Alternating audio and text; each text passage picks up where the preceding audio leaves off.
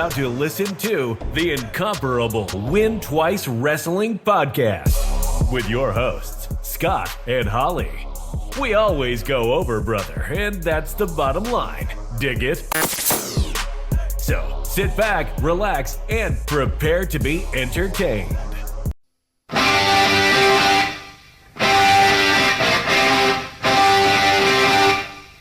WrestleMania 19 marked the first edition of the Showcase of the Immortals post the change in name to World Wrestling Entertainment.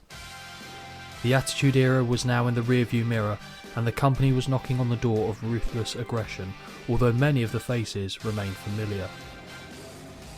The Undertaker, still very much in his American badass phase, took on the seemingly impossible task of the Big Show and A-Train in a handicap match.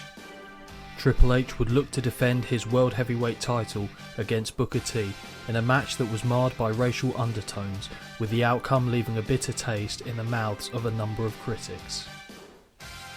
The red and yellow Hulk Hogan Express was still on the WWE tracks and would face off against the owner of the company in a match that was 20 years in the making. Without both of these men, WrestleMania would never have become the animal that it is today. Speaking of animals, the main event of the night would see the future beast incarnate Brock Lesnar challenge Olympic gold medalist Kurt Angle for the WWE title. When all was said and done, the phrase "here comes the pain" would have a very brutal tinge of reality. Over the years, headliners have come and gone, but 2003 would see the final competitive outing during his main run of former WWE champion, the Texas Rattlesnake Stone Cold Steve Austin, at the grandest stage of them all. Facing off against the toughest SOB was a man who would soon be departing himself for Hollywood on a more permanent basis, the People's Champion, The Rock. The Great One will be hoping that third time really was a charm, having already chalked up 2 losses to Austin at 15 and 17. But it wasn't all despair, as WrestleMania 19 also saw the return for the Heartbreak Kid, Shawn Michaels, as he would go one-on-one with Chris Jericho in what was considered a dream match by many, including one of the participants. Elsewhere on the card we would see the WrestleMania debut of Rey Mysterio, as he would look to dethrone Matt Hardy for the Cruiserweight title. The women's title would be up for grabs as defending champion Victoria was matched against Jazz and Trish Stratus in a triple threat match. In other multi-person contests, the WWE Tag Team titles will be on the line in another triple threat between Los Guerreros, Chris Benoit and Rhino, and the title holders Team Angle. A night of mixed emotions for many, with more highs than lows, but one thing remained clear: WrestleMania would continue to grow and go from strength to strength as the years rolled on. Hello everyone and welcome back to episode number 67 of the Win Twice Wrestling Podcast, alongside your host Scott and Holly. And Holly, we might as well jump right back into part 2 Let's do it. of WrestleMania 19. So we've just had the Shawn Michaels Jericho match. Yes. We loved it, scored it highly. Unlikely that it's going to be beaten on this evening, one would assume. Yeah. I might be surprised by something you say later on, but I guess we'll find out. Yep. We now go backstage where we see Sylvain Grenier in a SmackDown referee's uniform making his way to the locker room of Mr. McMahon. He knocks on the door, introduces himself before entering, and the door shuts behind him. That's the end of that.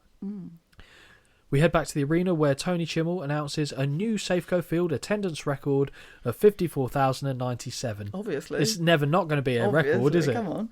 Like, do you reckon they just walk into a room and they go, it's a new attendance record in this room. There's 6 of us, guys. High five, hugs, let's have a brewski. I like the sound of that. That's great. Yeah, I'll be honest, I think the maximum people I've ever had in this room is 3, so we're near maximum attendance in this room that we're recording in. The next introduction amuses me as Tony would welcome a live rendition from the WWE's favourite band ever, and I must stress favourite band ever. That's no way that Fred Durst didn't make them say that. Yep. Doing a live rendition of their WrestleMania 19 song from the new album Crackhead, or Crack Addict, whatever the fuck it was, being released in the summer of 2003. Amazing. As expected, Fred Durst and co performed their latest single. Must admit, Holly, sometimes I still get this song in my head given the number of times I watched this show on DVD growing up. Holly, what do you make of their performance? Yeah, to be honest, again, another great performance. For me, it wasn't obviously as entertaining as the first one, but it was great. Fine. Again, ate up a lovely bit of time for me. Didn't it? Yeah. I didn't weirdly feel that far out of place either, which is odd, because normally these kind of stick out like a sore thumb, but the pacing of one thing to another on the show was done pretty well. Yeah. I will say they were over-reliant, as much as I've joked about them, the Miller Lite catfight girls, the number of little backstage bits between them, we didn't need that many, but at least they were all short, is what I'd say. So, swings and roundabouts is where King is not allowed to go. Big flaming fireworks signal the end of the performance, and we head right back to Michael Cole and Taz on the SmackDown commentary team. I say that, we actually quickly shift to the coach, who is wearing a Seattle Mariners jersey, and he welcomes us to a special WrestleMania catfight. Holly, potential match of the night contender coming up? No. Oh. Coming out first is Tanya Ballinger. Tanya Ballinger. I'm going to say Ballinger. For those wondering, she's the blonde. And shortly behind her is Katana Baker. You guessed it, the brunette. The two women sit on either end of the Persian Playboy's bed and begin to take their heels off. Coach wants to confirm the rules in play for this match before anything gets started, and apparently they are very simple, yet very complicated. No heavy metal objects allowed, only what is found on the bed. What if there's a metal object on the bed? Oh. Well. The two women begin seductively crawling towards one another, and when they are very rudely, and I do say very rudely, interrupted by the music of Stacy Keibler. King. She is almost 6 feet tall and well worth the climb. Thank you, Uncle Jerry. Oh, dear. You didn't hear that one then? No, I didn't. I'll be honest, I was probably just distracted by legs for days, I'll be honest. Stacey grabs the microphone and reminds everyone that this is WrestleMania. Fuck me, I've forgotten. Oh my God. I'd forgotten. Is it? Yeah, well, to be fair, based on what you're seeing, you can be forgiven for mistaking it. Which could... What? Reminds everyone this around which one could have been forgiven for forgetting at this moment in time. Holly, got a question for you. What is better than two girls in bed? 3. That is the answer that Stacey tells us, and Stacey wants to be counted in making this a triple threat match. Wouldn't know what to do with myself, to be honest. Yeah, Coach, I guess we're going to have a 3-way tonight. He fucking wishes. But, hold your horses. Tori Wilson's music now hits. Yeah. JR asked if King has seen the edition of Playboy that Tori is in. I would respond, does a bear shit in the woods? JR says it is unbelievable. Oh. JR says it's unbelievable, King. Unbelievable. Okay. That seems more King's territory to me than JR. I suppose still though it's a nice way for him to put it. It's not like he's going, oh yeah, I saw it. Rock hard. Absolutely. I'll tell you what, King. By God, I was rock hard. By God. Oh dear. Wouldn't blame them. Tori tells us that the only thing they're missing here is a Playboy cover girl. And I thought that about the house sometimes. I go, what could we do in this Playboy cover girl? Instead of like a chair or a lamp. Like just it's missing in everything. Everywhere, Yeah. Of course. I've never once thought, I guess unless you're looking at a Playboy, would you go, do you know what this is missing? A Playboy cover girl. When is that ever? I mean, fair enough. I mean, whatever gets you in bed, Tori, to be honest, which seems to be where you're going with this one. And in fact, she wants to make it a fatal 4-way match, and she immediately rips off her top and does the same for Stacey. So, cool. Fine. Yeah. Whatever. I don't exactly know how to call this, and clearly neither does Coach. Tori rolls up Stacey for a pin, but instead decides to spank her ass like a bongo, because it'd be rude not to, I guess. Elsewhere, we have a really piss-poor pillow fight, and now these two women have also ripped their tops off, because reasons. As Stacey and Tori roll around on the floor, Coach has to jump over them, but isn't paying attention as they return and gets knocked down and they steamroll over him. Tough night for the Coach. He gets to his feet with the biggest smile on his face, saying, "That's what I'm talking about." Suddenly, all the women gang up on Coach, pull his trousers down, good job he didn't have an erection, push him over and pin him for the 1, 2, 3. Stacey's music plays, so I guess that makes her the winner, and the 4 women raise their arms for the cheering masses. In a drastic change of pace, we are now seeing an on-screen graphic depicting the World Heavyweight Championship match between Triple H and Booker T. I'll be honest, Holly, I didn't count that as a match. No, me neither. But seriously, what did you score it out of 5? Nothing. Oh. It doesn't get a score. Oh, but Stacey Keibler is undefeated at WrestleMania. Oh, it's a fair point. She's got a better... She stood there and just did the one finger like Undertaker did with 10 at WrestleMania 18. I'll be honest, as a kid, fine. When I was watching that back in the day. Yeah. Now, nah. I mean, it's fine. I mean, it's just... Why, I guess, is the main takeaway there for me. But anyway. Where do we go? Oh, yes, of course. We've taken a massive change of pace and we are expecting to see Triple H and Booker T. Holly, what are your thoughts about a matchup between Triple H and Booker T? Not really got any thoughts about it, weirdly. Like, okay. As in, I wasn't fussed by it, but I wasn't against it. Okay, fair enough. It didn't pique my interest as much as it could have, but... Well, I guess we'll find out what you thought of it as the match unfolded. So we go to a VT package where Booker T informs us that he's had obstacles in his life put before him, which all started when his mother passed away. He was running around with his crew and got involved in a robbery and went to prison as a result. He knew what he did was wrong and wanted to put it behind him after serving his time.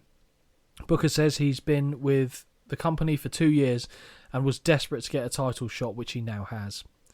He says he'll be the next world champion and there's nothing anyone can do about it. Enter Triple H. The game says common street trash like Booker T doesn't even deserve to be in the ring with the likes of him. We'll get more on the connotations of that later on. Triple H laughs his arse off thinking about Booker T challenging him. He says there is one diamond in this business and you're looking at him. Holly, this is very much the phase where Triple H was trying to replace being the modern day Nature Boy Ric Flair. The game acknowledges that Booker T was a 5-time WCW World Champion but says that company was a joke. Booker T says he will dance all over the world champion's punk ass, and we see footage of Booker getting a measure of revenge against the game by beating him the week of WrestleMania in a match on Raw. Flair does his best to build up the confidence of the beaten champion, saying that at WrestleMania, Booker T doesn't stand a chance. Triple H looks at him and replies, "Nobody told Booker T that." Ooh. Quite a good little sign off that. We now go to the match. Yes. Triple H with Ric Flair. I'm an idiot. Ooh, I typed this as well. Triple H with Ric Flair versus Triple H. The irony of that, actually, the fact that I've put Triple H was against himself, might as well have been. Yeah, why not? In this era. But Triple H with Ric Flair versus Booker T for the World Heavyweight title. In a move that you know I'm not fond of, coming out first to the ring is the defending champion Triple H. Don't get it. Yeah, and I tried, even watching the entrance, I don't understand why he came out first. Of all people as well, Triple H not coming out second seems weird. It didn't make sense. He looks weird without facial hair. Yes. Just putting that out there. No, I agree. Hollywood, you're a massive schnoz though. You're a fan of that though, so that works. Holly will be pleased though as we get the traditional Triple H entrance with water spit and all. It's almost there. It's almost there. He's got purple pants on, which didn't do it for me. Yeah, I was going to ask you about the purple pants in a minute. No. Did you know, Holly, but this match had some rather unpleasant undertones. As you heard, they were keen to point out that Triple H was better than Booker T and that the challenger was very much beneath the champion. So I've got a story here from, you guessed it, the Sportster. Oh, okay. There have been plenty of poor feuds over the years in WWE, from the weird to the spooky to the downright disgusting. WWE also haven't shied away from storylines which have bordered on the distasteful and offensive. The rivalry between Booker T and Triple H from 2003 was one which raised a whole manner of question marks among fans, with many taking the feud to be directed towards racial prejudice, but masking itself to being strictly between the war between WCW and WWE. Either way, this feud does live in infamy for being one of the more controversial feuds in WWE history, as well as one of the worst booked ones too. Triple H's time as the number one heel on Raw as the World Heavyweight Champion has often been criticised, with there being many examples of potential top babyfaces who could have broken out or become bigger money-making stars in WWE had they defeated Triple H in a feud during a period which became known as the Reign of Terror. Many examples which saw Triple H emerge victorious were in rivalries against the likes of Randy Orton, Scott Steiner, RVD and Goldberg. Booker T was another who got added to that list, with him not quite finding his feet in WWE by the time 2003 came round, since signing with the company following Vince McMahon's purchase of WCW. The former WCW World Heavyweight Champion had proven his worth there, but much like many other WCW mainstays and top stars, he wasn't given much. Sorry, he wasn't given much momentum. That was until the build-up to WrestleMania 19, when Booker would win a 20-man Battle Royal to earn the right to challenge Triple H for the World Heavyweight Championship at the biggest show of the year. It looks as though Booker could potentially start to fully gain momentum. At first, it seemed as though this feud was going to be all about the wrestling war between WCW and WWE. By this time, though, the invasion angle had been done and dusted for well over a year. Anything which referenced WCW and WWE was becoming tiresome, with the invasion becoming a convoluted mess of a storyline, which Team WWE ultimately won decisively, ending the war for good, even though it had already been over since WWE bought them out. When meeting in the ring, Triple H said that despite Booker T being a former champion, it didn't mean anything due to the poor legacy of the belt created by WCW, with the likes of Vince Russo and David Arquette holding the gold towards the end of WCW's existence. These were good points, but it was when Triple H got to his next point that things started getting a little questionable. He brought up Booker T's past as a criminal, serving nearly 2 years in prison. Triple H also stated that people like you aren't the type to be a world champion. Prior to their match at WrestleMania, Michael Cole even asked Triple H if his comments were racially motivated, which made it undeniably clear that WWE had intended his remarks to have offensive connotations. Triple H may have denied this to Cole, but the question alone was clear proof of what WWE were going for with this storyline. WWE crossed the line a lot during the Attitude Era and even into the Ruthless Aggression era, but this felt like too much. Perhaps WWE would have been forgiven though if Booker T had overcome the evil and dastardly heel at WrestleMania. Not knowing that, Holly. Yeah. Is it now you look at it and go, oh, actually? I guess. But you can look at that one of two ways. The fact that you watched it and didn't think anything of the sort suggests that, was it that obvious that they were doing that? I guess also not having seen anything else. Yeah, that's true. It's just the match. Apart and from the VT package, yeah. Because also, like, people like you, I wouldn't automatically assume that was what was being referred to. I would assume it was the criminal side of it. I would have assumed criminal. My brain wouldn't have gone, he no. means black. He's talking about him, the fact Booker T's black. No, I would think criminal. Yeah. But maybe that says something about us. But I don't think it was as obvious as what they were making it out to be. Because, like I said, my brain goes criminal. Yeah. Even with the way Triple H delivers it, but it's the likes of you people, I guess, is whenever you use the phrase you people in any kind of conversation or discourse, it's always a touchy point because it's never meant in like a compliment, is it? So I think the thing that really kind of hampered them is the fact with the outcome of the match. Yeah. I think if the match had gone the right way, this probably wouldn't have been looked back as nearly being as kind of controversial as it was. And it's not massively controversial, I guess, but it kind of, makes people think a lot about what exactly they were angling for here. Yeah. I don't know, but it was an interesting point that... Apart from getting people not to like Triple H, which I don't understand because they were so heavy on him. Yeah. I don't really get it. For me as well, I remember watching... So, I put myself in my 14-year-old shoes, I guess, and think about what I thought of this match. I remember thinking, I like Booker T. I don't like Triple H. I'd like Booker T to win because he's the underdog. And then I remember how he lost, and I was like, oh. All I remember, my takeaway from this was, oh. Yeah.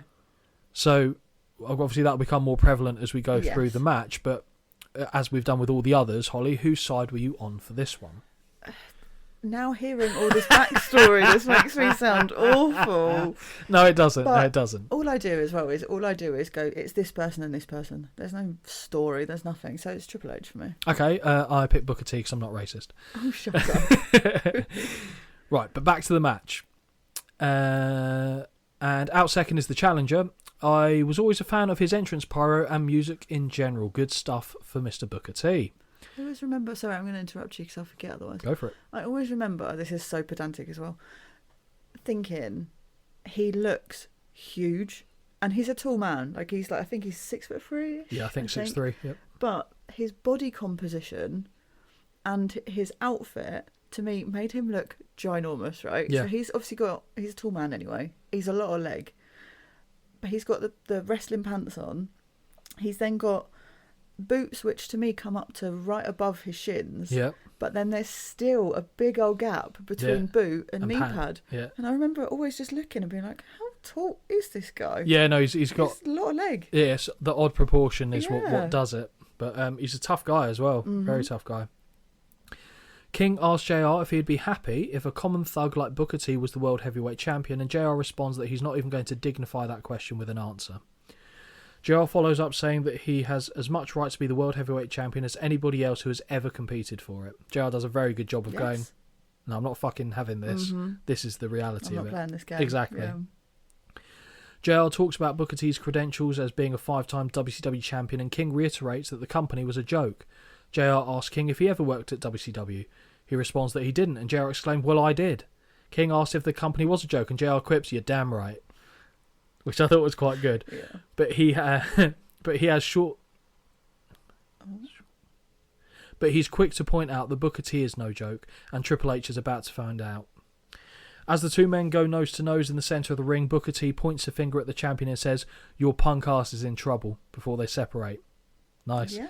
And Booker T and Triple H does look a bit concerned. And make no mistake about it, in a fight, Booker T rips Triple H apart.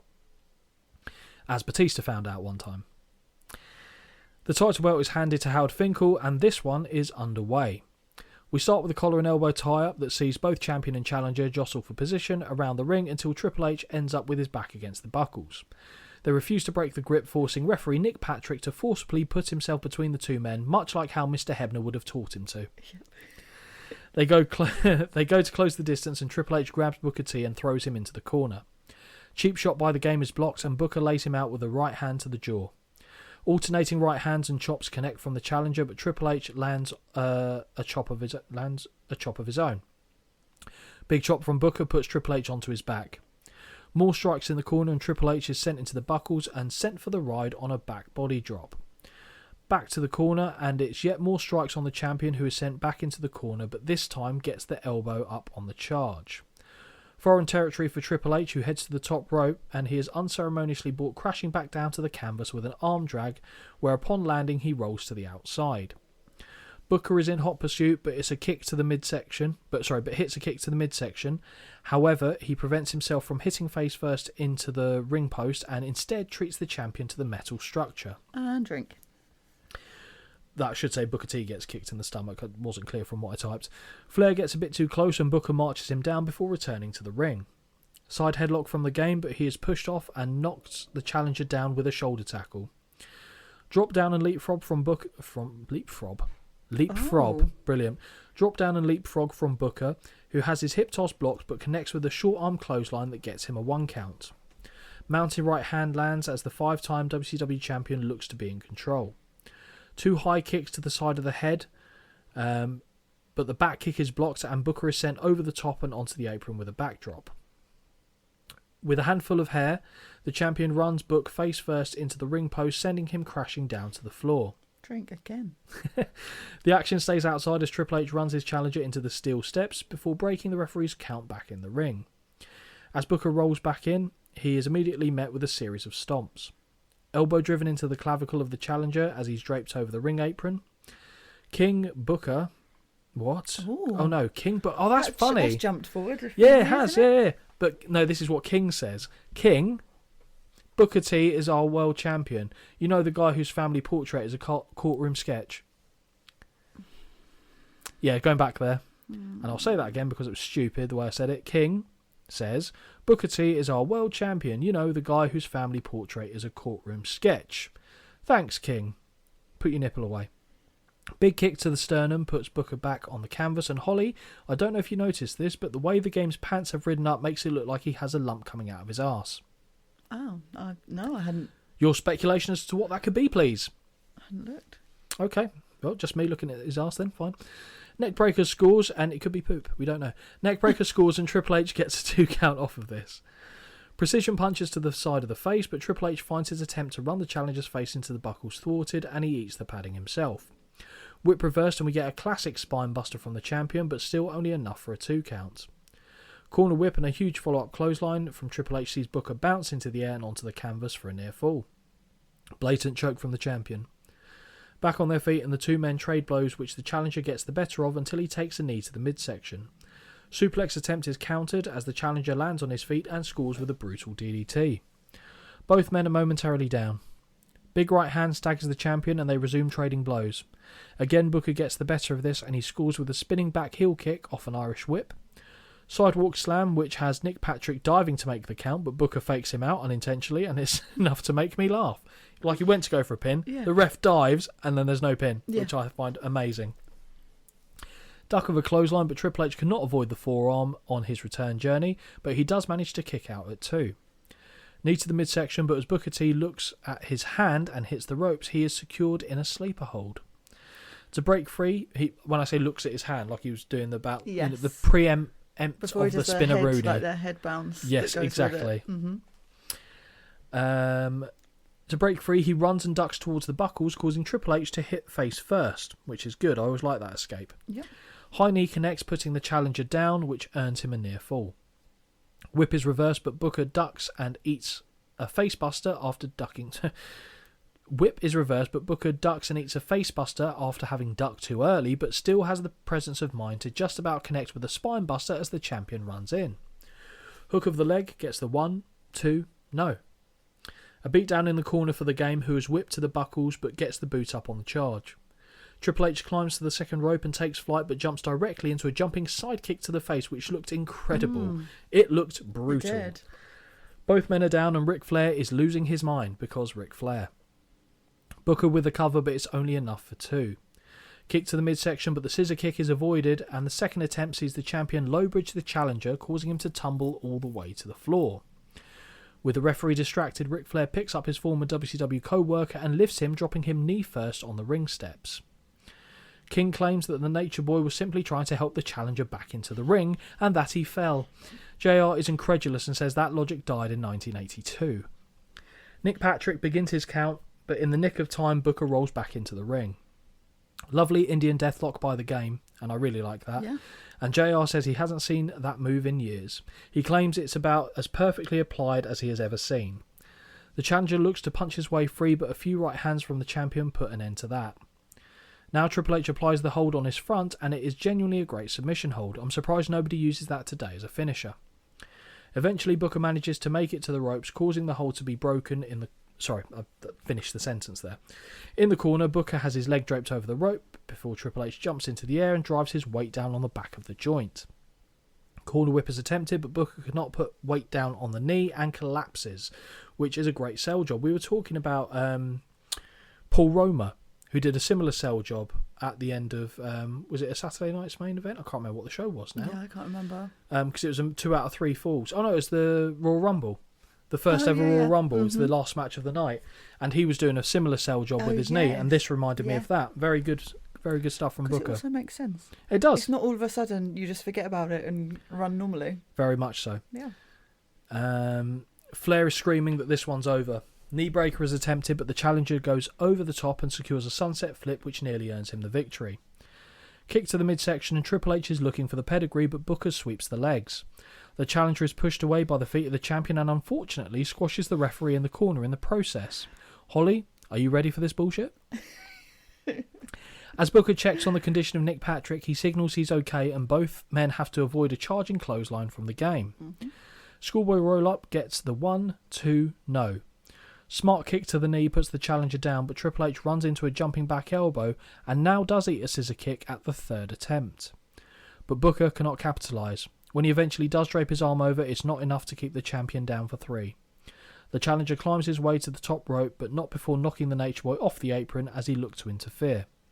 Still not a smart move for a man with an injured knee, but he is cut off at the pass by Triple H. Superplex attempt is blocked, and Booker punches away at the game until he falls down to the canvas. Another right hand for Flair sends him flying, and in a move that I doubt Holly will have ever seen thus far, Booker connects with a Harlem Hangover. So Harlem Hangover, for those that aren't sure, is a flipping leg drop from the top rope, which Booker T occasionally would hit in WCW, called the Harlem Hangover. Right, okay. Both men, and you see why he doesn't do it now. Yeah. Both men are down and the official makes his count, because basically Booker T's leg barely hit him, but if it did hit him, it hit him on the forehead, and that's going to hurt.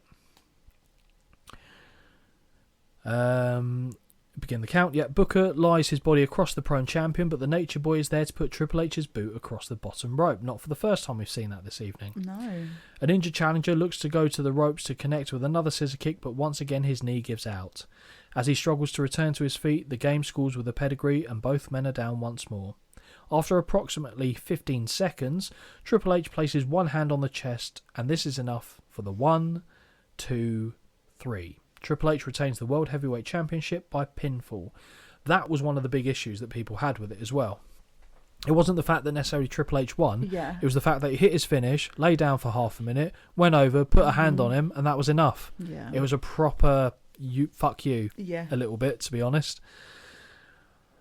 As an exhausted champion exits the ring, he's assisted by the Nature Boy, who furiously shouts, "This is the greatest of all time," right here as he points at Triple H. Holly, what did you make of the match? I feel like that, comparing that to Michaels and Jericho, it's like two completely different entertainment values for me. Yep. This, I gave it 2.5. Middle ground, it was okay. Between about 3/4 of the way through towards the end, didn't care. Yeah. Didn't care. It was all very like procedural, tick a box. Flair's obviously going to try and get involved, do what he can. Just a bit boring.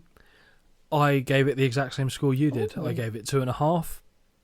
It was fine, but the ending is just, I don't know. I'm not even saying, like, if you don't want Booker T to win, fine, but my God, don't have him put down after the first finish for that long of a period as well. A bit more challenging. Have him kick out the first, then the second one bury him, or the second one he nearly gets out of, and then he hits the third, and then you can do the arm over it to finish him like that. It just felt like you're right. You weren't on that level, mate.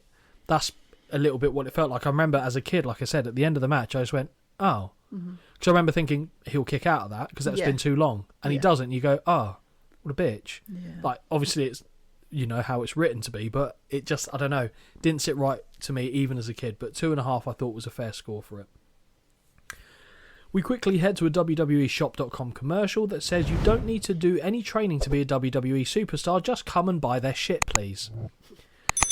Now we hear the voice of Michael Cole, who informs us that up next is a match that has been 20 years in the making, and we see a promo screen package of the street fight between Mr. McMahon and Hulk Hogan, brother. Am I dim that I didn't have... I knew them girls were arguing earlier on about who created what, but it wasn't mentioned, was it? No, it was. Was it? Yeah. Who? But where did they they say said they were having a street Austin fight? versus The Rock. Yeah. McMahon against Hogan. Oh, yeah, I did hear that. That was at the start. I assumed it was just we're just going to bitch about it rather than... No. We're actually going to see that. No, it was literally talking about those two people having matches. Okay. Holly, what was going through your head when you thought about this match? That I'm really sad that I'm partaking in Lent this year, and that one of the things I said I would do is not drink, like, unless I'm in a social situation, because I really would have liked to have had a beverage in my hand to watch that. That's fair.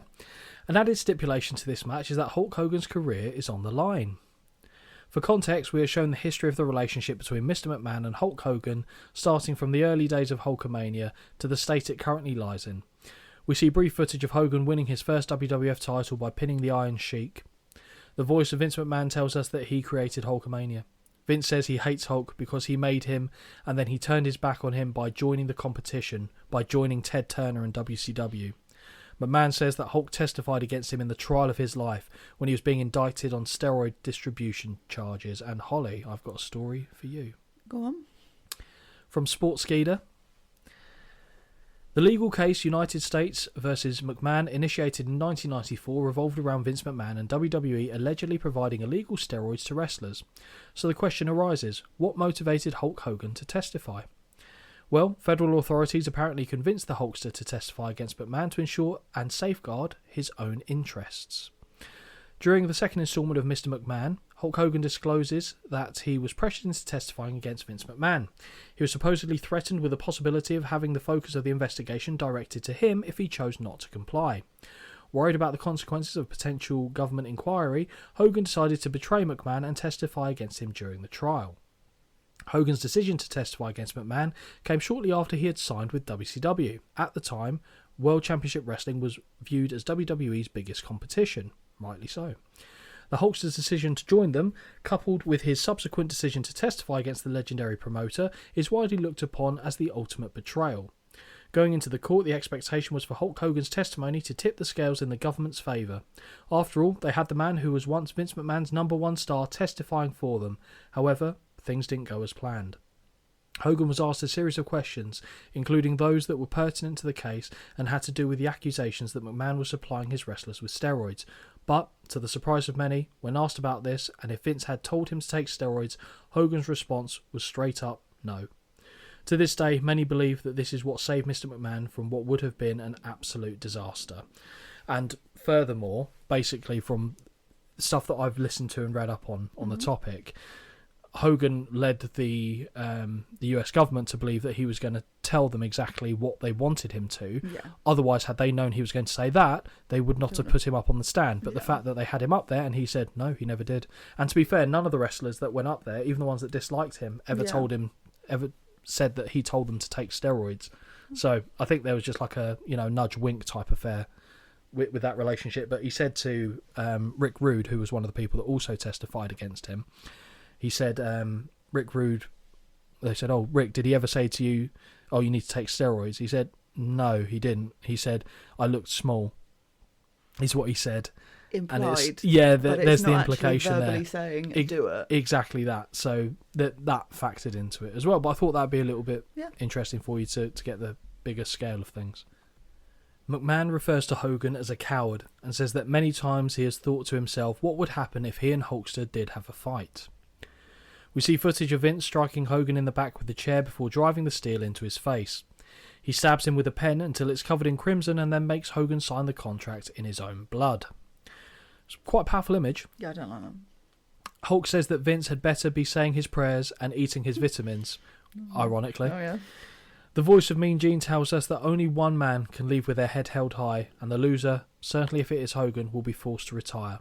Indeed, this is a match 20 years in the making. The final line we have is Vince declare he made Hulk Hogan, and now he's going to kill him. Hulk Hogan versus Mr. McMahon in a street fight. Holly, who are you siding with? Oh, I wonder. Vince McMahon? Absolutely not. You like a bit of poo play? Is that what you... Yeah. God, no. Yeah. No, it's got to be Hogan. But yeah. Anticipation was very low. That was where you've kind of preempted my next question there.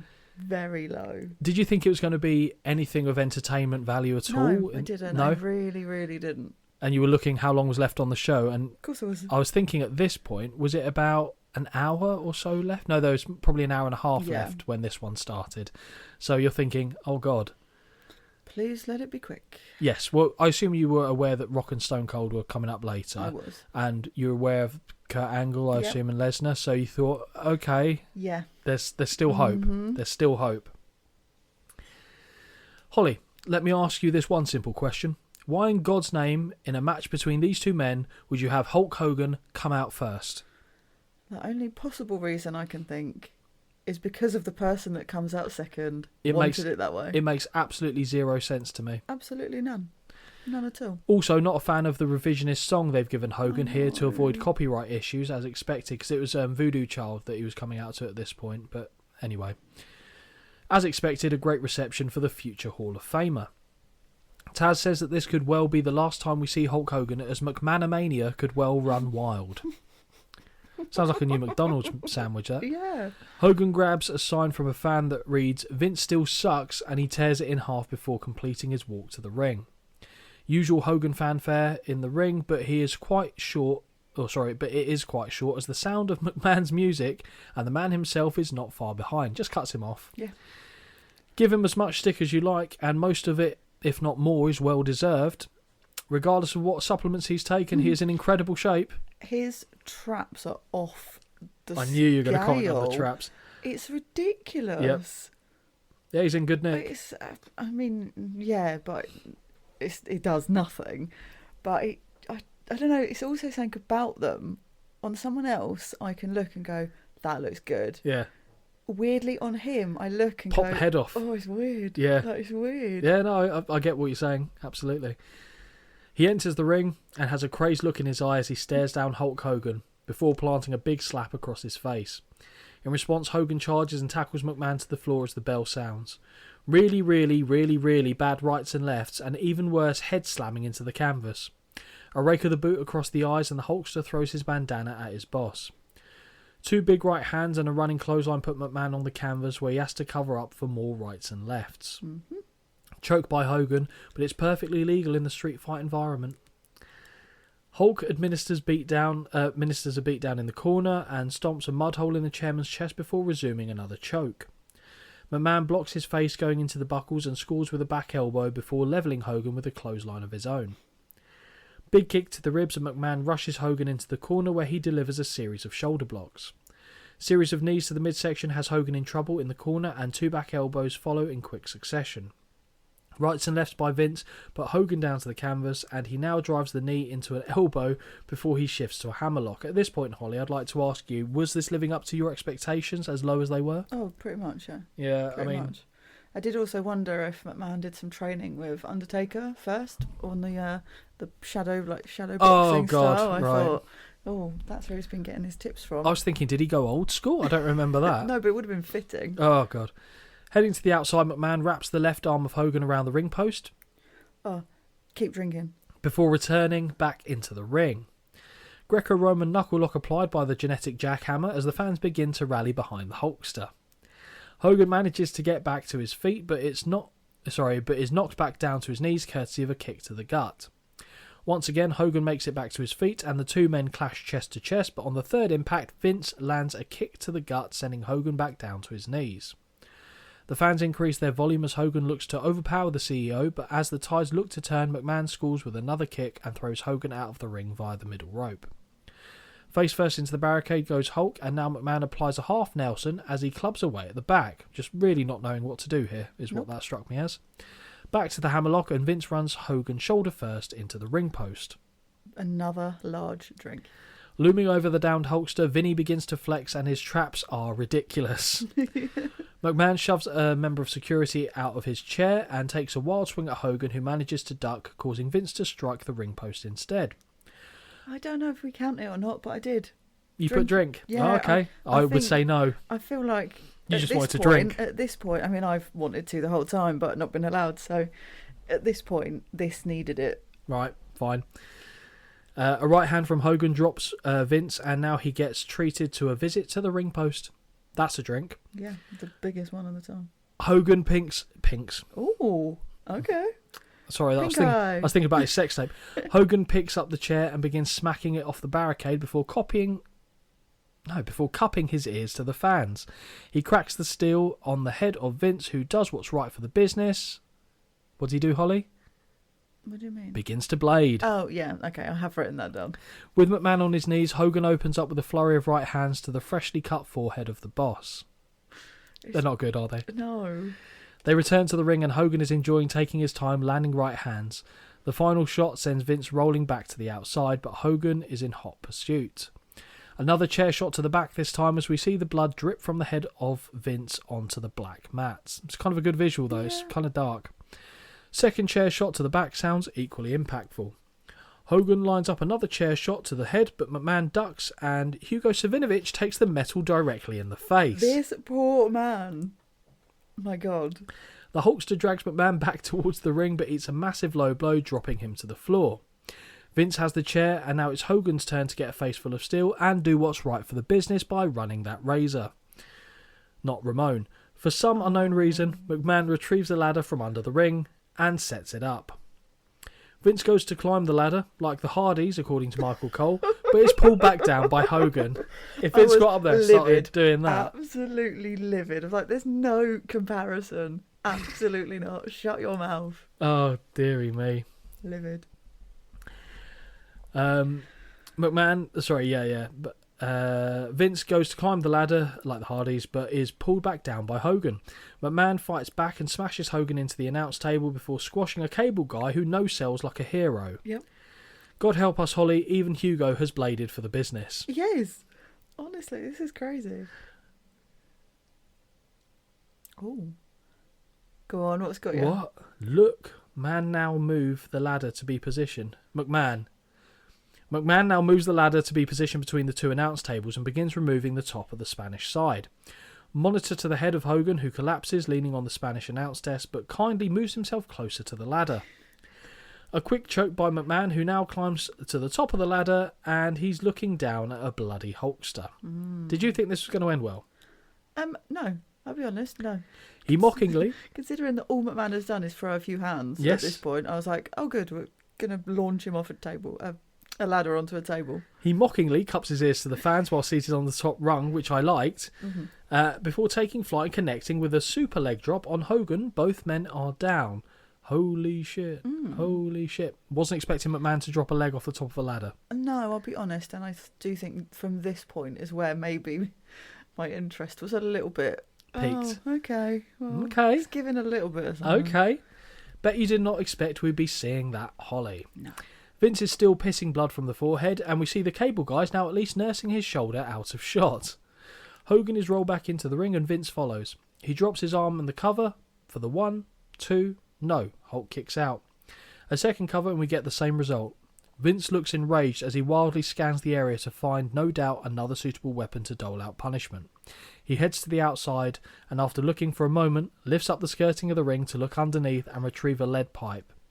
What we see next, Holly, is one of the most iconic visuals of any WrestleMania, a deranged and bloody Vince McMahon slowly emerging into view at ringside with lead pipe in hand. He does do that very well, actually. I'll give him his due. He does.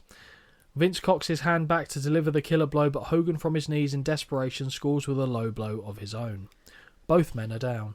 Yeah, in a minute I'm going to need you to explain why this was a thing. 'Cause okay. I don't get it. Okay, I actually don't know what you're referring to either, so that'll be interesting. Please shall. do. Hang on a second. The crowd become loud as a man enters the ring. Holly, believe it or not, the hot rod, Rowdy Roddy Piper, has returned to WrestleMania. Thank you. But I don't why? Who did Hogan go up against at the first WrestleMania? Right, okay. Because I couldn't work out who he was there for, against. Exactly, that was the whole thing. Right. Like, he doesn't like McMahon because he doesn't like authority, but he hates Hogan. Right, he just was there. Yeah. Okay. What a man, though, Piper is. Bless him. He ages in reverse as well, I'm sure, because... His face does, his body doesn't. Well, no, but he looked younger here than he did back then. Piper removes his coat as the crowd go nuts. He begins pointing and yelling at his former rival Hulk Hogan and does the same with Vince. He spits at Hogan and kicks Vince up the arse before setting his eyes on the lead pipe. Piper hates both men, but what will he do? Come on, Junior, get up! Don't call Vince Junior. That is a big pet peeve of his. You know, Vince had to hate that. Absolutely. He hated being referred to as Junior. So much so that he banned wrestlers from having Junior in their name under his watch. Oh. Hence why it was Rey Mysterio and not Rey Mysterio Jr. Oh. Because in WCW it was always Rey Mysterio Jr. I see. Yep, so they dropped that. Oh. Piper stands between both men as he signals Vince to get up, but instead turns his attention at the last minute to Hogan and cracks him in the skull before blowing him a kiss and smacking his ass. A big up yours follows as Piper begins to head back up the aisle. So Hogan's dead. Well, it should be. But we've seen that pipe before. Mm-hmm. And if you want a tongue twister, there's one for you. What? Rowdy Roddy Piper picks up the pipe. Holy shit, yeah. Rowdy Roddy Piper picks up the pipe. And a pack of pickled peppers. Yeah. Brilliant. I thought, that's a good one. Did I say that, or did you say that? No, I wrote it down. I was going to say, that's very good. To bring to the table. That is very good. McMahon slowly makes the crawl and drapes his arm over the Hulkster, and we get the 1, 2... No, Hogan kicks out because he defies death. A bloody and battered Vince returns to the steel pipe, but the steel pipe now. It's gone from lead to being steel. It's definitely lead. But as he lays his hand on it, referee Brian Hebner places his foot on the other side and prevents it being picked up. Of course he does. Hebner. Of course he Hebner. does. He's here. Slowly Vince scans upwards until he's glaring into the eyes of the official. In classic Hebner fashion, Vince grabs him by the collar and goes to throw him out of the ring, but Brian jumps too high and gets mangled in the ropes. Vince tries to kick him through the ropes, but still no luck, and angrily pulls him back to his feet and throws him out the other side. This fucking exquisite. Gives me everything. Everything. As soon as I saw that, I went, excellent. It wouldn't be anything we watch without something like this. I know. From one specific Family line. family, yeah. Oh. Oh, dearie me. McMahon returns to the pipe and begins waving, signalling Hogan to get to his feet. And now the referee uniform makes sense as we see Sylvain Grenier jog down to the ring. Before he can make it, interesting story about Sylvain Grenier. There was a story that he got a job in the company because he was a sexual partner of Pat Patterson. How true that is, I don't know, but that was certainly a rumour that was going round. Before he can make it to ringside, he's caught by another official who begins shoving him and eats a right hand for his troubles. Lead pipe connects to Hogan and he falls to the floor convulsing in classic Hulk fashion where he does the little shake. It's great. Sylvain slides into the ring and this should be academic. Vince hits the ropes and drops the leg. We get a hook of the leg and the 1, 2... No, Holly, would you believe it? Hogan has kicked out, brother, of a leg drop. Of course, but he starts doing my favourite bit is coming. The crowd erupts as a bloody Hogan looks at the claret all over his hands with wide eyes and he shakes his head at his boss. It's been a while, Holly, but we are getting a WrestleMania Hulk up. Mm-hmm. Right hands are having no effect as Hogan shakes his way around the ring. You! And the finger wag that will make Holly oh so pleased. Yeah, that's all I'm here for. With the Right. Hogan match. Right hand from Hogan lands and a series for Sylvain Grenier too, who is sent over the ropes to the outside. McMahon blindsides Hogan with the double axe handle, but we get another finger point and wag from Hulk, who resumes right hands. Off the ropes and the big boot connects. We know what comes next. Hogan cups his ears to the crowd before hitting the ropes and dropping the leg not once, not twice, but 3 times. Hook of the leg, and we get the 1, 2, 3. Hulk Hogan is your winner by pinfall. Hogan celebrates in the ring with his usual pose down, and Holly, it might be true, Hulkamania might just live forever. The cameras take us up the entryway where we see a suited Shane McMahon slowly walk down to the ring.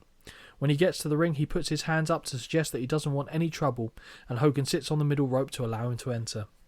The two men stare at one another before Hogan drops to his back and exits the ring, allowing Shane to check on the condition of his father.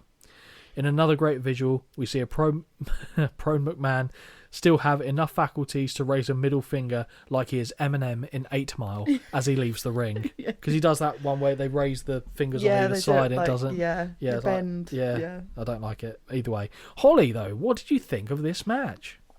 Low expectation. Very low. But it exceeded that expectation. I'm not saying it was great. It was alright. It was alright. I thought this was going to get a 0.5. I gave it a 2.25.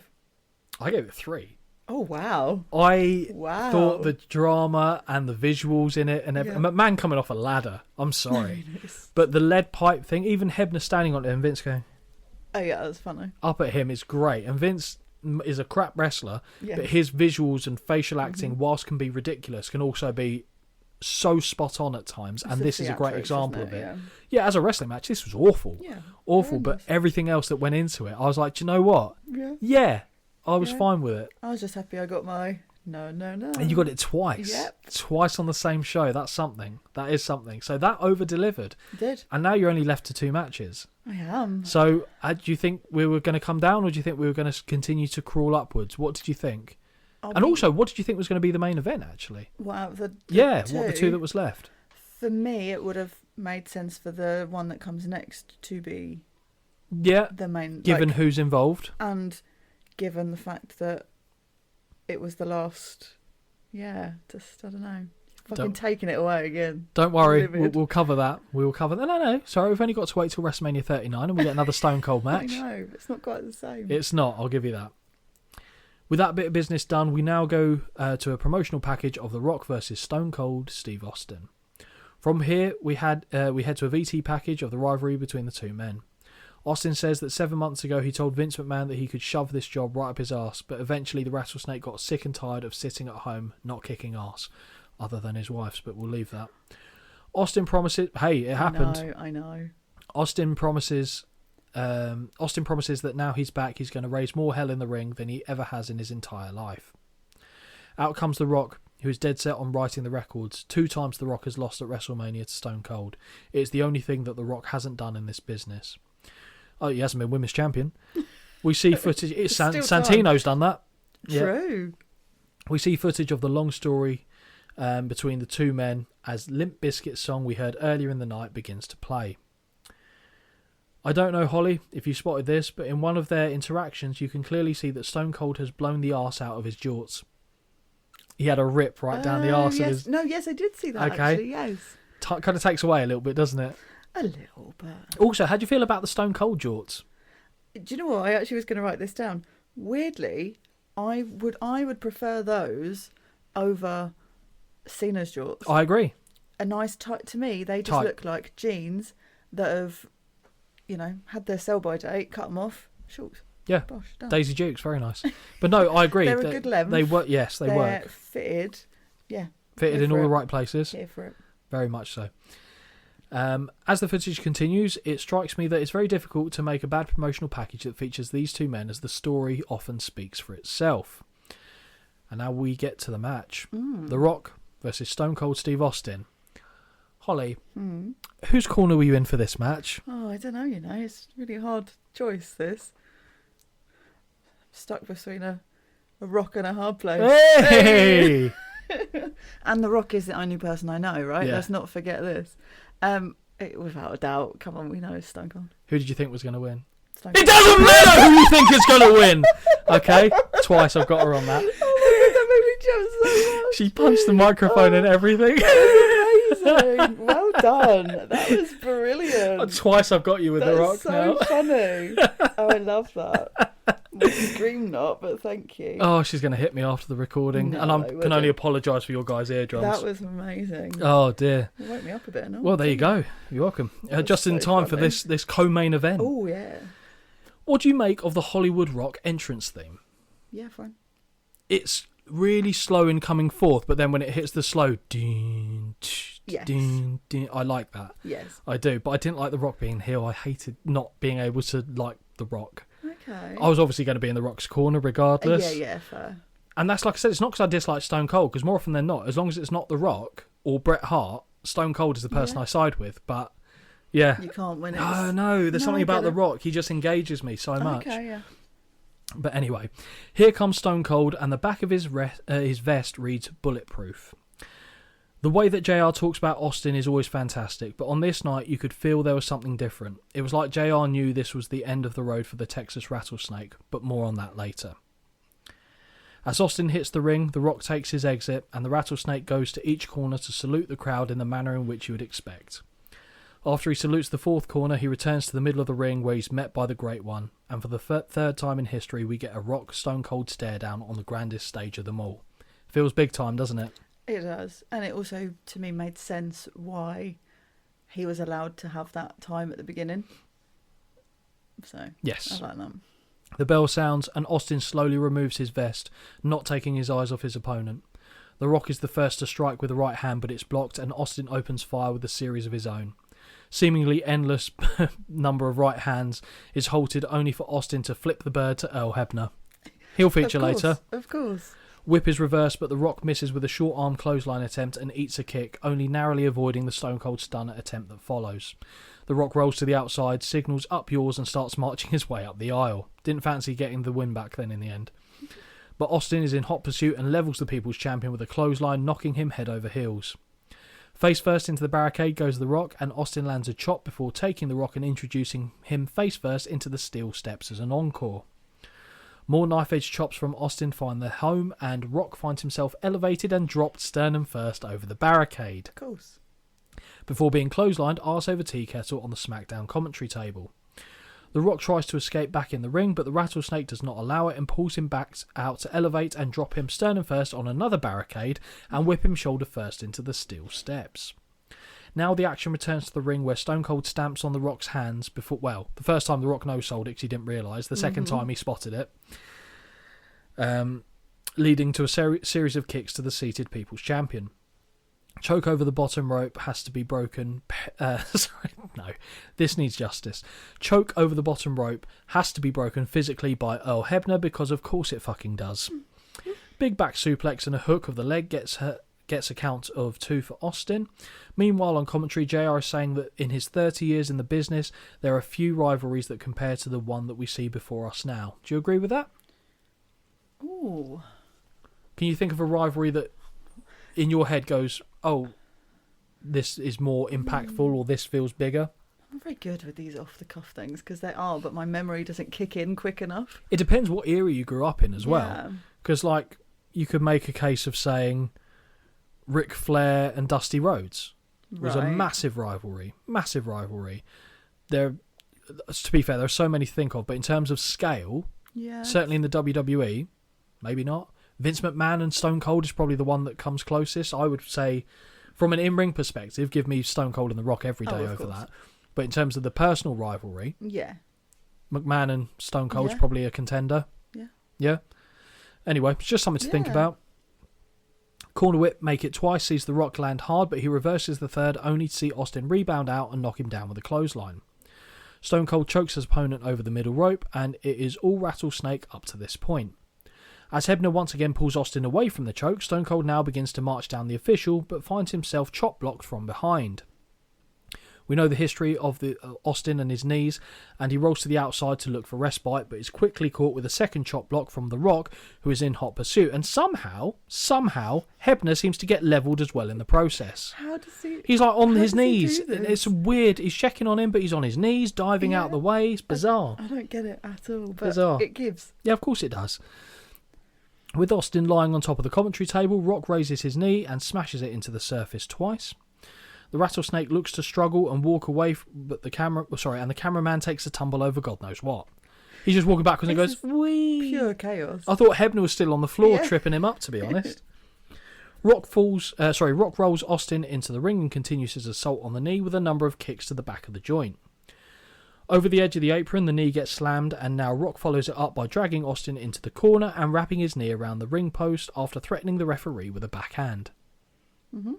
Drink. He hasn't done... He's just wrapped it round though, hasn't he? He hasn't thrown it yet. Yeah, no, he has. Oh, I thought it was after that. Oh, he does it a couple times, to be fair. Oh, well...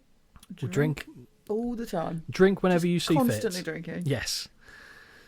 Back in the ring, and Austin blocks the right hand to land a number of his own. Whip sends Rock to the ropes, but Stone Cold ducks too early, eats a kick to the face, and then a stiff blow to the knee, dropping him to the canvas. The Rock points to his temple to indicate that he is the smarter man, and the fans are not happy. Austin finds his knee elevated and rammed into the canvas, and now The Rock poorly laces the legs, and I cannot stress poorly enough for the sharpshooter to be applied. It is wank. Yeah, not fun. The thing is, you can do it better. I feel like you're choosing to do it lazy, and that's what annoys me. A familiar scene for Austin being in this hold at WrestleMania, but he slowly claws his way to the ropes until the People's Champion drags him back to the middle of the ring. JR loses his rag with King, who keeps referencing Hollywood saying, "For God's sake, this isn't about Hollywood, this is a wrestling match. So take that, King, you bitch." Austin makes it to the ropes and the hold is broken, so The Rock decides to take the action back to the outside. Rock drags him to the ring post, and after threatening to slap, This is bizarre. Go on. And after threatening to slap the official, which changed to "I have no once." Oh. After threatening to slap the official again, drives Austin's injured knee into the ring post once more. Another one. Something catches The Rock's eye, and he picks up and begins putting on the Rattlesnake's vest. It's brilliant. It's the over facial acting. And we know I've got an issue with his overacting. But it works as a heel. It was funny. When he's a face, it doesn't work. When it's a heel, it does. Yeah. The Great One takes a moment to stay hydrated before re-entering the ring, where he's met with the torrent of right hands. Whip is reversed and Austin ducks the clothesline, and when the two men meet in the middle of the ring, they both have the same idea in mind and level each other with another clothesline. King tells The Rock to take off the vest as it's nothing but bad luck for him. Both men are down, and Earl Hebner begins the count. You can see on Austin's vest the initials OMR. Holly, do you know what that stood for? No. One more round. Oh. He signalled that this was... He didn't tell anyone what it was, but had that put on because he knew this was going to be his last match. The two combatants make it back to their feet, where the Rattlesnake resumes landing right hands. This time The Rock ducks under a clothesline, but he runs right into a Thez press off the whip. Mounted rights from Austin, which pick up in pace as Austin gets a second wind. Marching bird-flipping forearm to the face leads to a hook of the leg that earns a near fall. Austin puts Rock in the corner and begins stomping a mud hole and walking it dry, with the crowd chanting, "What?" with every impact. The Rock manages to duck a clothesline and back elbow off a whip before scoring with a leaping clothesline of his own. The Rock kips to his feet and adjusts the vest before taking his eye off the ball, arguing with the crowd. As he turns, he walks right into a rock bottom, hook of the leg, and we get the 1, 2, no. Before we carry on, Yep. I don't mind The Rock, right? I've got some personal reservations about him, but his kip up, I personally would say, when he does it bang on, is the best. Ooh, interesting. Why? I find them so impressive by everybody, but weirdly for me, because he's so huge, like Drew McIntyre? height-wise, yeah, I don't know why. Drew McIntyre's bigger. But it seems like The Rock's, or the ones I've seen anyway, He floats. it's less effort. Yeah. Like, there's an elasticity in it. Yeah. The one I really like, and I wish I could remember who did it, but it was a female, and she does it, but she kind of, and then slowly stands up from it. So it's not like a whip and you're vertical. She lands on her feet and then seems to arch back to a standing Right. position. And I can't remember because it's like a fluid motion, and I don't remember who it is, and I always go, that's brilliant, every time I see it. But for the life of me, it eludes me now. But yeah, fair enough. It's rare for you to dole out a compliment to The Rock. I so thought I might as well give so on one. behalf of the People's Champion, we'll take it. We will take it. For the third time, King pleads with Rock to remove the vest, and we see Austin stalking his opponent. When Rock reaches his feet, he adjusts the vest and manages to catch the boot of Austin, where he pauses, flips him the bird, spins him, and hits a Stone Cold Stunner. Rock eventually positions himself into the cover, and we get the 1, 2, no. Did you think either of those were going to finish it? No. Oh, okay. They return to their feet, where The Rock scores with a number of big rights, which gradually pick up in pace until he flips Austin, the double birds, but is countered into a stunner. Holly, how do you feel about that sell from The Rock? I just come to expect it now. Brilliant. But it's Brilliant. fine. Oversell, flips upside down in the ropes, back into the ring. Brilliant. It's not the best. There's one in my head that is, I don't even know who it is that does it. Might be Razor, you know. That's the best sell, I think, for me. Triple H did one where he does like a stanky leg walk around and then gets hit with the second one as Austin's clearly laughing at his sell. 1, 2, no. Rocky kicks out. Hebner begins talking to Austin, who grabs a handful of his shirt and throws him to one side. Rock sees his opportunity and delivers a brutal low blow. The People's Champion begins clapping, encouraging the crowd to do so in recognition of his intelligence, but he also gives them the up yours signal. The Rock stands over Austin, slowly removes his elbow pad, hits the ropes but misses with the People's Elbow. Austin springs to life but finds the stunner miss its mark, and Rock pushes him to the ropes and scores with a spine buster. Rock finally removes the vest, spits on it and throws it to the outside before taking off the second elbow pad and this time connecting with the People's Elbow. Cover, and we get the 1, 2, no. Stone Cold kicks out. Did you think that was going to be the end? No. Okay. Rock addresses the fans chanting Austin and tells them to keep their eyes on him. As Stone Cold turns to face him, Rock scores with a hellacious rock bottom. 1, 2, no. Austin kicks out again. The Great One is determined as he stalks his prey. The Rattlesnake has little left in the tank and struggles to simply make it to his feet. Second rock bottom is avoided thanks to a series of elbows, but a wild right misses and sees it connect all the same. Austin looks to be in pain as we get the cover, and the 1, 2, no. The Rattlesnake will not die. The Rock cannot believe it as he scampers to the ropes wild-eyed and in disbelief staring at his rival. The People's Champion is pissed off as he marches around the ring, talking to himself before he gets into a position, waiting for Austin to return to his feet once more. The Rock hooks him up and pauses.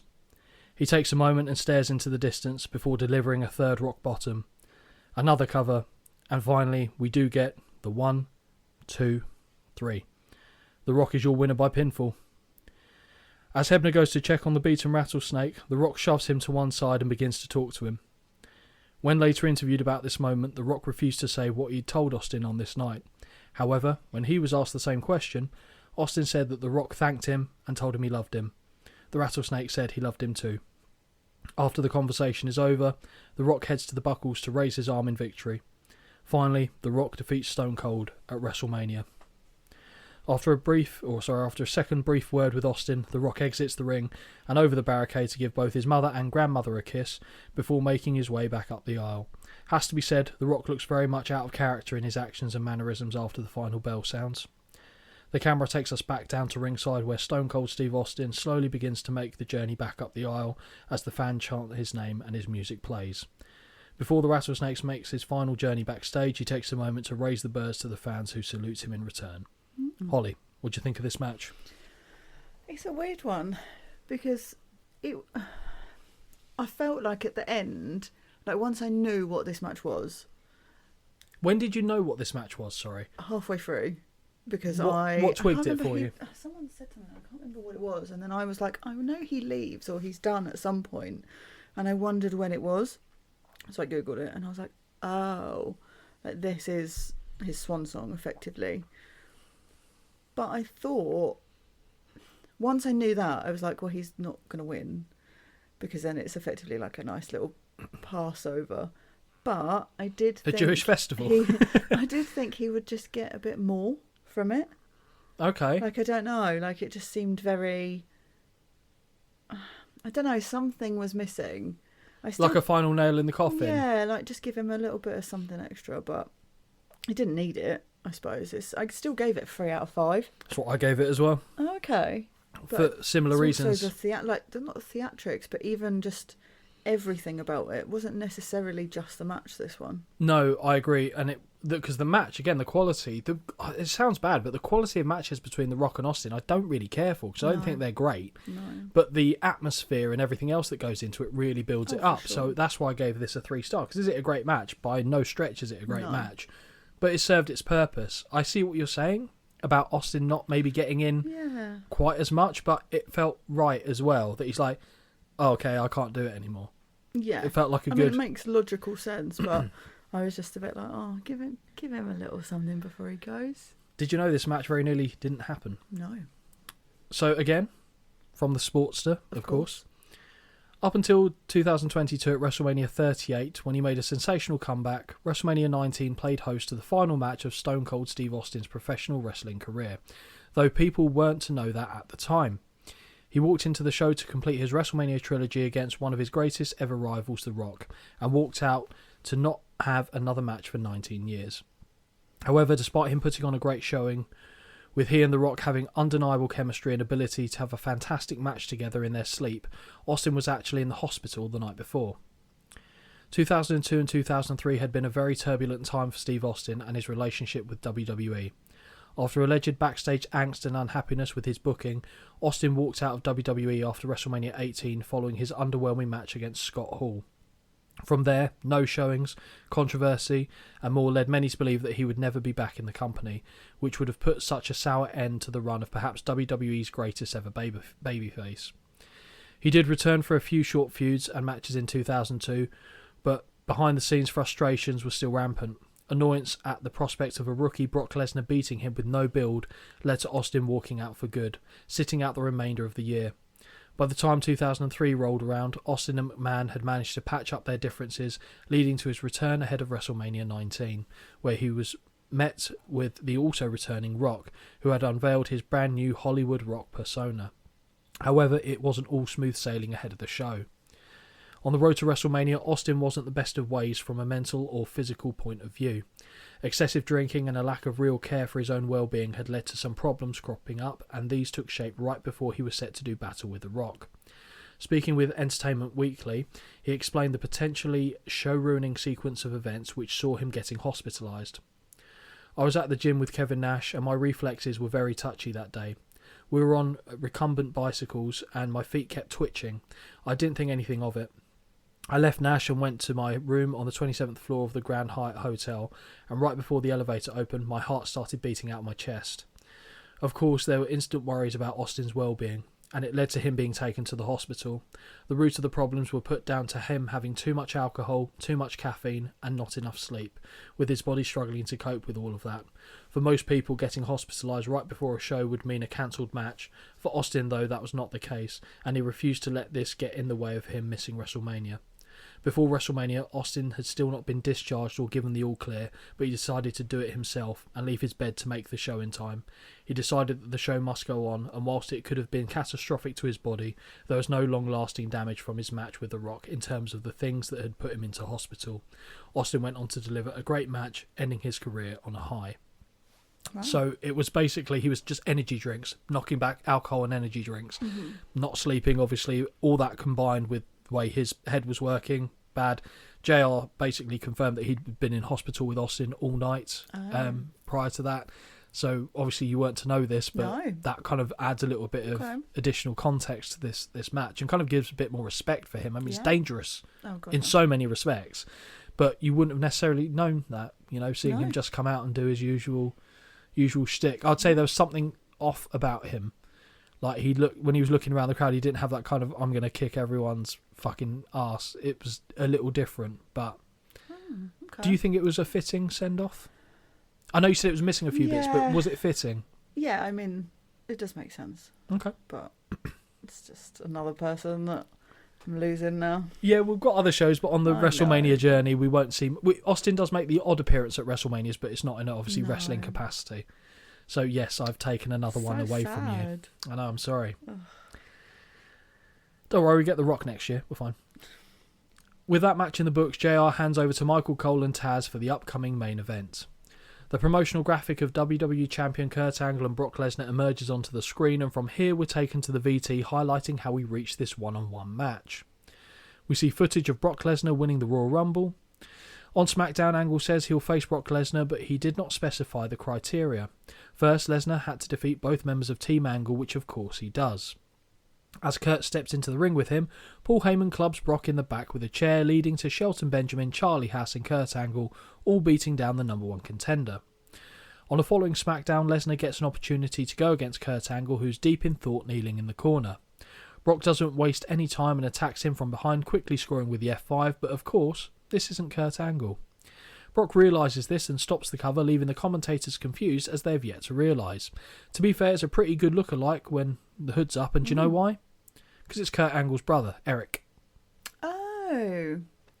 As Lesnar leaves the ring to march down Team Angle, the real Curtin Angle, that was another one, Nice. Curtin. Nice. The real Kurt Angle appears and begins beating down all that good stuff as we always see them do. After removing his body double from the ring, he secures a small package on Brock, and that is it for the 1, 2, 3. Stephanie McMahon lays down the law and says that if Kurt tries to get disqualified or counted out, he will still lose the WWE title, and Holly is happy. Yes, I am. Angle says that he won an Olympic gold medal with a broken freaking neck. He is not afraid of Brock Lesnar. Here comes the pain. Kurt Angle versus Brock Lesnar for the WWE title.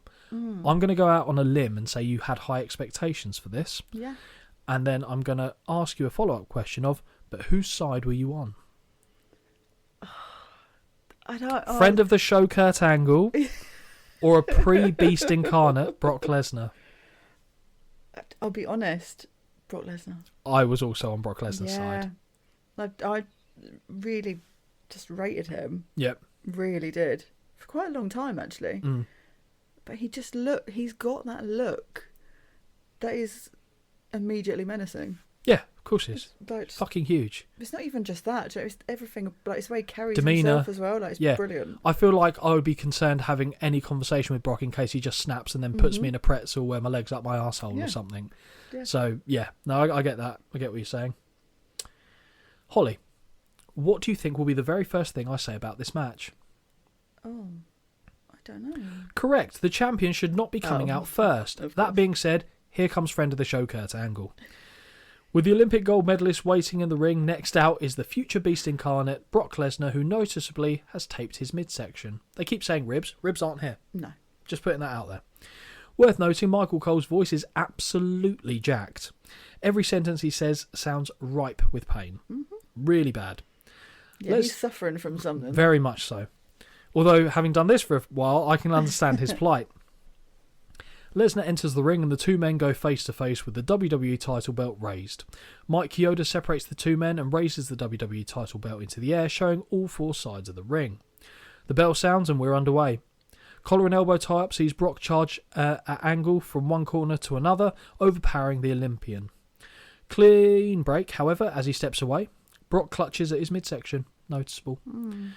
Quick lock up and Angle shifts to a hammerlock before applying a front face lock, dragging Lesnar down to the canvas. Brock counters with a fireman's carry takedown and applies an armbar before Angle does the same thing. Although he nearly drops Brock on his head in that takeover. Yeah. Arm wringer exchange leads to Brock taking Angle down with a side headlock takeover, but Kurt applies a head scissors that Lesnar quickly escapes and returns to his feet from. Stare down by champion and challenger, who pause momentarily before re-engaging.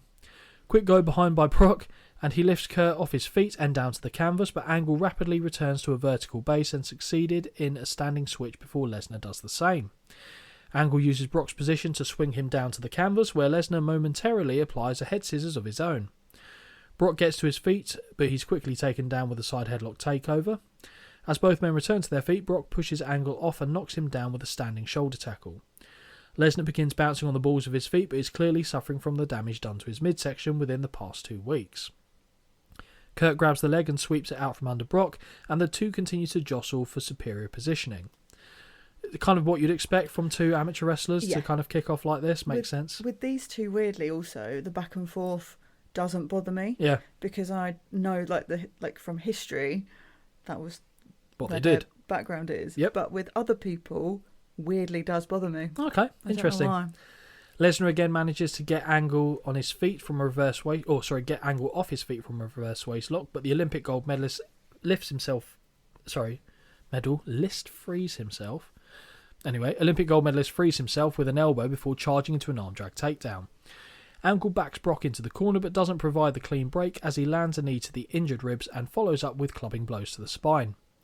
Whip is reversed and Lesnar scores with a back elbow and proceeds to drive the challenger into the midsection of the... No, what? Ooh. That's all bollocks. Whip is reversed and Lesnar scores with a back elbow and proceeds to drive the shoulder into the midsection of the champion against the buckles. That's English. Yeah. Angle is whipped into the buckles but gets an elbow up on the charge. Kurt gets a head of steam but runs right into a power slam from the challenger. Brock hooks the leg for a near fall.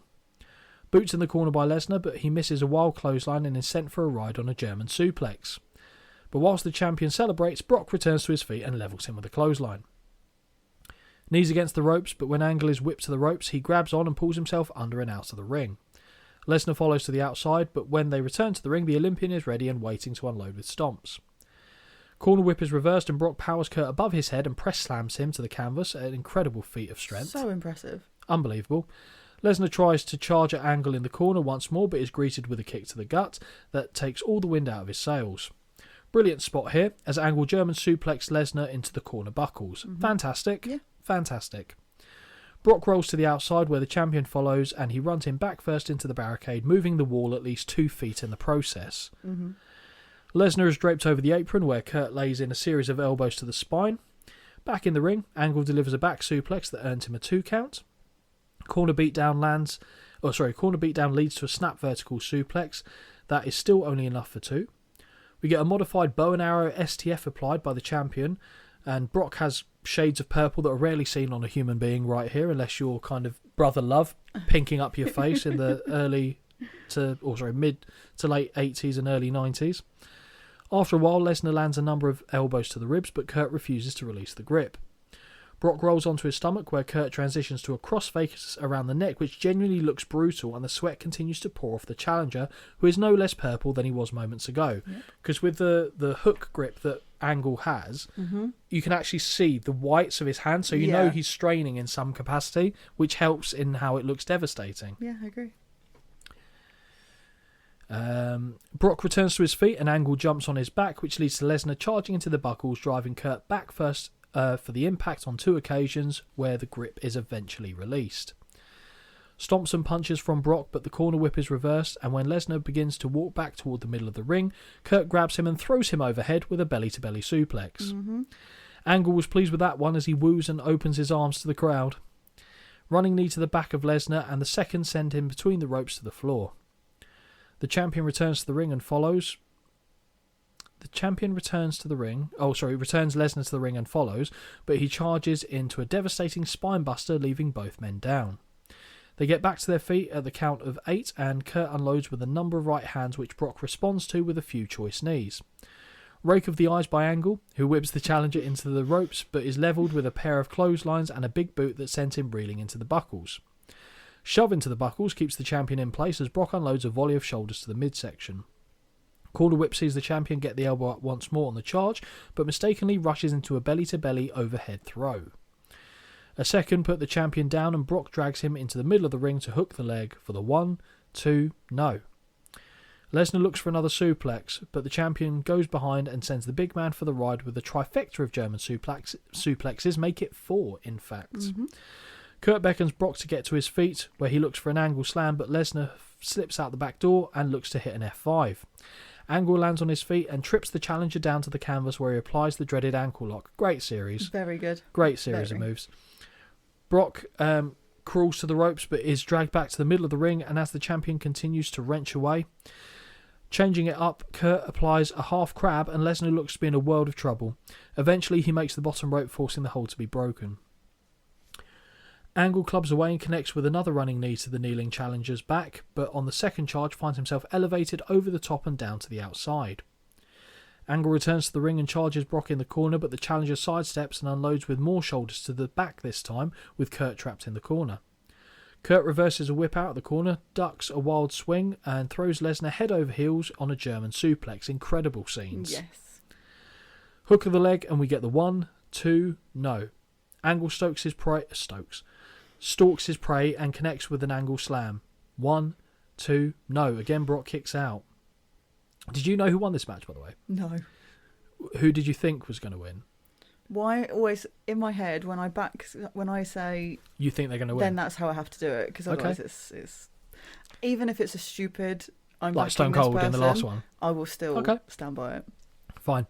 Michael Cole tells us that this is the first time anyone has kicked out of the angle slam, as far as he is aware. I'm not sure about that one myself. Kurt looks for a second angle slam, but Brock counters brilliantly into a modified cradle that nearly steals the win. F5 connects, but both men are down. Oh, what have you got? Lesnar pumps his face. Oh. Don't know what that means. Lesnar hooks the leg, and we get the most delayed 1, 2, no. Now it's Kurt's turn to kick out. Lesnar pumps his face. I've no idea. I don't know what that is either. No idea. Brock tries to pull the champion to his feet, but Angle was playing possum as he snatches the ankle and applies the ankle lock once more, and I love when Kurt does this. Really love it. Lesnar now looks to crawl to the ropes, but he's dragged away once again, and Angle grapevines the legs and makes it even tougher to escape. Somehow, someway, the challenger has enough strength to drag the dead weight of Kurt to the ropes and force the hold to be broken. Angle looks to stay on the leg, but is kicked away, and both struggle to return to their feet. The champion staggers towards the challenger, who looks to connect with a second F5, but no, Angle gets a small package, but it's only enough for 2. Wild swing by Lesnar sees Angle attempt another Olympic slam, but Brock lands on his feet and this time does connect with an F5. Lesnar doesn't go for a pin. He crawls with his back to the ropes and has a wicked smile on his face. He heads to the apron and slowly begins climbing to the top rope. He looks unsteady on his feet, but fires into the air to connect with a shooting star press. Unfortunately, he doesn't get the distance or rotate far enough and lands on his neck. Mm-hmm. Have you seen that before, Holly? I, to be honest, I have seen that before, but I'd completely forgotten it was even in his wheelhouse. Yep. Because that was so long ago. But then when I saw it, I was like, oh. And then the fact that commentary continuously say, Kurt rolled out the way. No, he didn't. He didn't move at all. Because that was supposed to be the finish. Just missed it. I think he was supposed to hit that cover. Which makes sense. In the end. So Angle has to quickly think and makes the cover, and Brock still kicks out at 2. You can see the burn mark on Lesnar's forehead where he's scraped it across the canvas. Angle struggles to get Brock to his feet, but when he does, Lesnar lifts him onto his shoulders and lands a third F5. Brock drapes his arm across the chest, and we get the 1, 2, 3. Brock Lesnar wins the WWE title by pinfall. And you say it was in his wheelhouse. It kind of wasn't, to be fair. This was a special thing, but I've got a bit of commentary on that later for you. Lesnar has his arm raised in the air, but has a distant look in his eyes and blood seeping out of his nose. This man is in a great deal of trouble, and Angle doesn't look much better himself. Brock has a blank expression on his face as he he claws for the WWE title and struggles to make it to his feet. When he does, he's met by Angle, who congratulates the new champion with a handshake and a hug. Fireworks go off in Safeco Field as a highlight package plays, and the show comes to a close. Holly, what do you think of this match? I really enjoyed it, but I also enjoyed it more than I thought I would. Even though I thought it would be good, I didn't think it would give what it did. Yep. It's just that one error. Yep. If I knocked it down by half a point for that, but I gave it 3.5. 4 stars I gave that. Okay. I thought it was really good. That ending obviously is unfortunate. Incredible that Brock was even able to carry on. The pairing between the two, this is when Brock was still in his workhorse phase, and he could have good matches, like really good matches. Always love being able to see someone throw someone around and vice versa, because Kurt Angle could do it as well. It's a shame it finished quite like it did, but it was a great match. It was a great match, and I think that topped off the card quite nicely. I think there were more highs than lows in the card as well, but I got a bit of background for you, if that's all right, on how Kurt Angle and Lesnar were. So this is from Pro Wrestling Stories. So it's got a bit of interview snippets from each of them and, a bit of background on it. So Kurt, I'd say Brock Lesnar was my greatest rival because we both came from the same background to wrestling. We were always competitive. We'd even do shoot wrestling thing behind the back to see who was the better wrestler.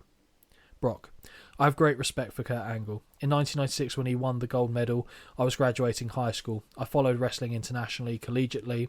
I mean, he was the best of the best. He was a guy I wanted to be like. He was a guy I wanted to train like.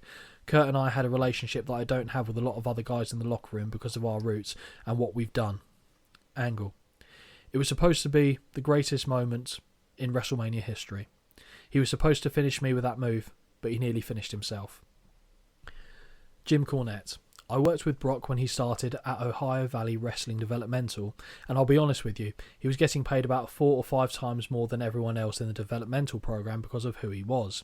You don't come across an athletic specimen like that who won the NCAA Heavyweight Championship every day. The shooting star press he did at WrestleMania 19, he would do that for us all the time, and I would tell him he was crazy and save it for a big show at the Louisville Gardens when the WWE agents were there and not in the high school halls. He did it in front of the WWE agents and they signed him directly because of that. The time he did it at WrestleMania is the only time I've seen him miss it. Angle. That match was so important to me because I have to have neck surgery immediately after. I was supposed to have it a month before because my neck was broken. So Kurt had a broken neck at this time as well. I couldn't really use my left arm because of nerve blocks. I knew there was a chance I could hurt it badly. Lesnar. To tell you the truth, I was worrying just about touching the guy. His neck could have snapped at any second, so I was really worried about everything I did with him. Now when I look back, I was very nervous, and I don't get nervous hardly ever. Angle. So when Brock landed on his head, I thought he broke his neck too. Lesnar. There I stood on the top rope, both arms raised in triumph, my head back, letting the crowd take it all in, and then I launched the shooting star press. Every wrestling fan knows what happened next. My boot slipped off the wet rope. I saw the people, I saw the top of the arena, I saw the mat coming, and then I saw Kurt's singlet, so I thought I was okay. Angle. It was my idea for him to do it, so I have to take my part of the blame. Laughing. When he missed me, I thought he was dead. I thought he was paralysed. Lesnar. I under-rotated, crashed in spectacular fashion and gave myself a massive concussion. I damn near broke my neck. Angle. The only thing I could do was react to the situation and try to pin him. And the only thing I could think of, and this is kind of greedy, I was thinking, if this guy doesn't kick out, I'm going to have to hold this title for another month. Laughs. Because I can't. I was thinking, if both the company's top guys are out with broken necks, who's going to replace them? Lesnar. I was pretty much knocked silly. I could feel my head and neck getting really warm, which I'm assuming is an experience you're familiar with. Angle. He was out of it. He just had this blank stare and didn't know where he was. I said, Brock, talk to me. He said, yeah. That's all I heard him say. I just tried talking him through it and told him what to do next. He wasn't hearing me at all. He was out and I thought, we're in trouble. Lesnar. I still had enough sense left to know that I had to win, but I don't remember finishing the match. Angle. But before you knew it, he gave me the F5 and the match was over. I remember after he pinned me, clicked fingers, he was out of it again. I remember hugging him at that particular moment and saying, are you okay? And nobody was there. Just this stare that was going on behind me. And I thought, oh my God, he might just have a concussion or he might have knocked himself loopy for good. Lesnar. I can remember sitting there in the ring and just gazing. A funny feeling. The arena felt like I was in a little locker room or a gymnasium, and as I started coming to, the building kept getting bigger and bigger and bigger. 1 minute I didn't know what was going on, and then I would. It's all pretty blurry to me. Backstage I was getting warm, I was getting sick, and all these people surrounded me, people grabbing me, wanting me down on the stretcher, wanting me in the ambulance, and I wasn't having any of that. I just went nuts. And there's footage of Brock going, get the fuck off me, and like knocking people away from him. Everyone said I was hard to handle, and I can imagine I was. Ric Flair. Thank God he had all those years doing neck bridges in amateur wrestling. It would have killed a regular guy. Lesnar. The next morning I was supposed to do a sponsor appearance, but I couldn't get out of my hotel bed. After I received a few phone calls to rouse me, I finally crawled out and made it down to the appearance. When the sponsors people saw me throwing up from the after effects of the concussion, they sent me back to the hotel. After you play in the Super Bowl or the World Series, you get some time to yourself or take your family on vacation. Not in pro wrestling. You're right back to work the very next day, doing live TV for Raw the first night or taping SmackDown 2 nights after WrestleMania. Now looking back at the match, if I could do it again, I probably wouldn't do the shooting star, but everything else I think I would keep the same. Because Kurt made it through the match without getting hurt worse than he was, and I was lucky to only have suffered a concussion. Angle. It wasn't the finish we wanted, but the match almost became more famous because of that. Lesnar. So Kurt went in for his alternative surgery, and I was right back on the road as WWE champion for the second time. Wow. So yeah, I thought that was interesting to kind of paint the picture for you, the aftermath of this. And you might have heard during the production of the show that King kept saying, oh, they're filming WrestleMania the movie. They were recording stuff, and they made like a little documentary about it, which I think features, I want to say in the WrestleMania 20 DVD box set, I feel like that features as part of it as well. But yeah, like I said, always nice to kind of add a little bit of illustration for you. As a show overall, now that we're done, how did you score it? Because I think it's an interesting one. Yeah. As a whole, this was where I took note of the people that weren't there.